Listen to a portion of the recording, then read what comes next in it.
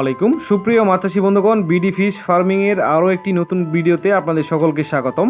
আপনারা কি অরিজিনাল দেশীয় জাতের মাছের পোনা চাষ করতে চান পুকুরে এবং ভালো মানের পোনা খুঁজে পাচ্ছেন না?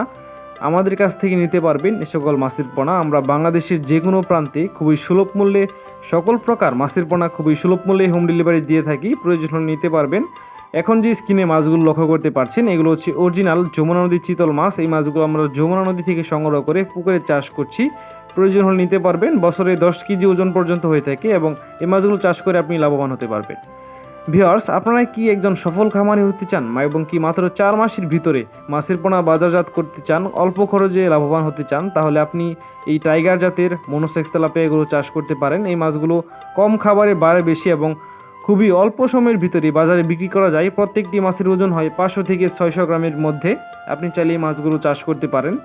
আমরা বাংলাদেশের যে কোনো প্রান্তে এই সকল মাছের পোনা হোম ডেলিভারি দিয়ে থাকি। এভাবেই অক্সিজেন প্যাকেটে এই মাছগুলো আমরা হোম ডেলিভারি দিই।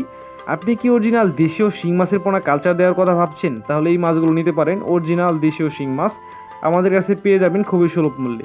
এছাড়াও রয়েছে অরিজিনাল দেশীয় জাতের ট্যাংরা মাছের পোনা, যেই মাছগুলো আগে নদী নালায় পাওয়া যেত, বর্তমানে আমরা পুকুরে চাষ করছি এবং আপনি এই মাছগুলো আমাদের কাছ থেকে নিতে পারবেন।